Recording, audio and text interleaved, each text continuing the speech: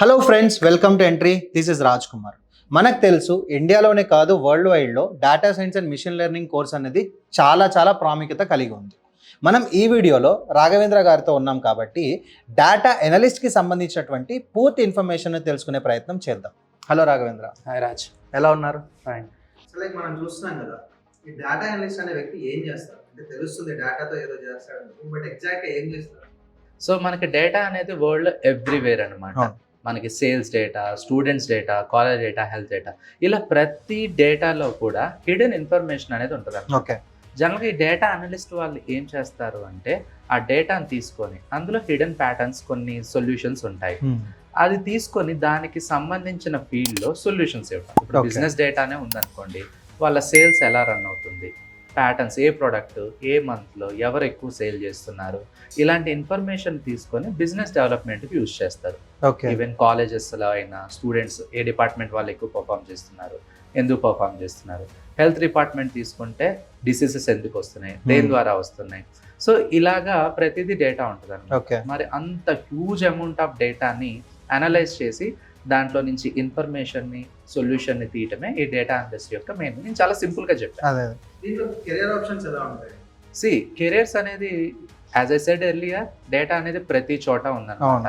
మనం బయటికి వెళ్ళేది, ఎంతసేపు వెళ్ళేది, ఎక్కడికి వెళ్ళేది, ఈవెన్ మన మొబైల్ డేటా, ప్రతిదీ డేటానే. డేటా లేదంటే ఎవరు. ఈవెన్ ఇప్పుడు మనం ఏదైనా షాప్కి వెళ్ళినా కూడా మన మొబైల్ నెంబర్ తీసుకొని మనం ఎప్పుడెప్పుడు ట్రాన్సాక్షన్ చేసాం, ఎంత ట్రాన్సాక్ట్ చేసాం, దీన్ని బట్టి కూడా నీకు పర్టికులర్ ప్రమోషనల్ మెసేజ్లు అనేవి వెళ్తూ ఉంటాయి.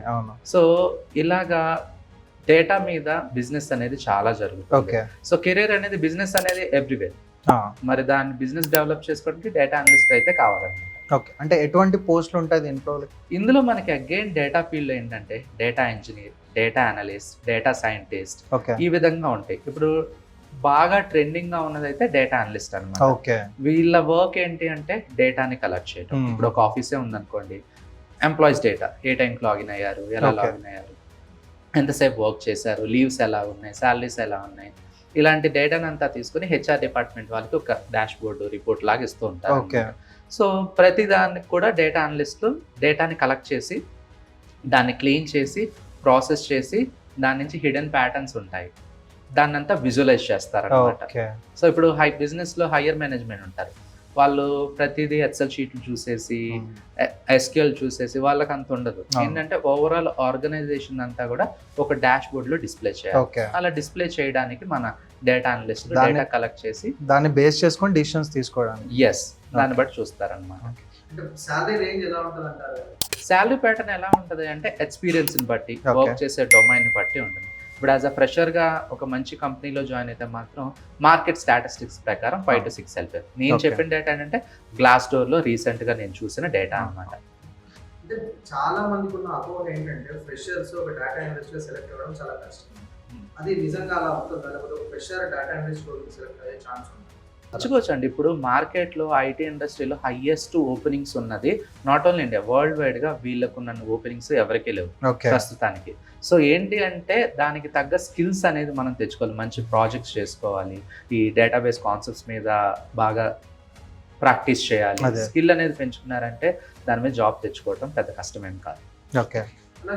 ఎంత కోడింగ్ అవసరం? ఇందులో పూర్తిగా కోడింగ్ లేదు అని చెప్పలేము. It's not no coding, but there will be coding that is a very low coding. అంటే మీకు ఇంకా సింపుల్గా చెప్పాలంటే మనం మాన్యువల్గా చేయడానికి చాలా టైం పట్టే వర్క్ని పైథాన్లో కొన్ని లైబ్రరీస్ ఉన్నాయి, దాంట్లో చిన్న కోడ్ స్నిప్పెట్స్ ద్వారా వర్క్ని చాలా ఆటోమేట్ చేసుకోవచ్చు. సో దాని గురించి you need not to be a hard core కోడర్, but basic coding, minimum coding ఉంటుంది, దాని వరకు వస్తే సరిపోతుంది.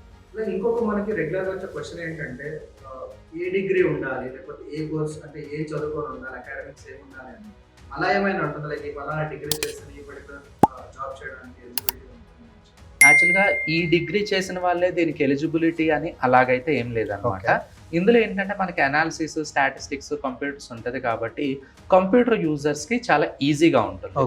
అలా అని చెప్పి సార్ మరి నేను కంప్యూటర్ బ్యాక్గ్రౌండ్ కాదు నేను చేయలేకపోనా అంటే అలాగేం లేదు. మనకి దీనికి కావాల్సిన బేసిక్ స్టాటిస్టిక్స్ ఉంటాయి, అవి మనం ప్రతి కోర్సులో నేర్పిస్తారు. మిగతా టూల్స్ అన్ని కూడా అందరిలానే మనం ఫ్రమ్ ద స్క్రాచ్ నుంచి చేస్తాం.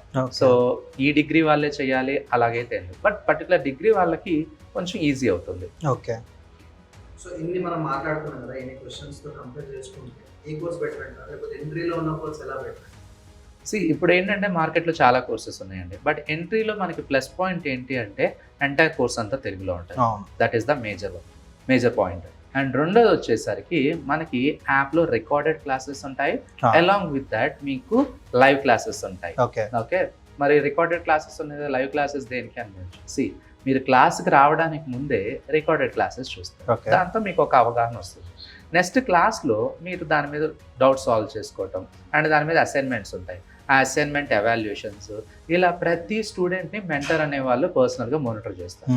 అండ్ ఇక్కడ ఏంటంటే మనకి క్లాస్లో స్టూడెంట్స్ కూడా 15 to 20 లెస్ దెన్ 20 మెంబర్సే ఉంటారు. దానివల్ల ఏంటంటే ఈచ్ అండ్ ఎవ్రీ యూజర్కి పర్సనల్ మెంటరింగ్ అనేది కొంచెం మనం చేస్తున్నాం అన్నమాట. సో మెంటర్షిప్ అనేది చాలా ఇంపార్టెంట్. అది ఎంట్రీలో మనకి చాలా బాగా ప్రొవైడ్ చేస్తాం. Great, thanks Raj. సో చూసారు కదా, ఈ వీడియోలో మనం డేటా అనలిస్ట్కి సంబంధించినటువంటి పూర్తి ఇన్ఫర్మేషన్ని కవర్ చేసాం. ఒకవేళ మీకు ఇంకా ఏమైనా డౌట్స్ ఉంటే కనుక కామెంట్ సెక్షన్లో కామెంట్ చేయండి, మేము మీకు రిప్లై ఇస్తాం. అలాగే ఒకవేళ మీరు రిజిస్టర్ అవ్వాలనుకుంటే కనుక డిస్క్రిప్షన్లో లింక్ ఉంటుంది, దాన్ని ఫిల్ చేయండి. All the best.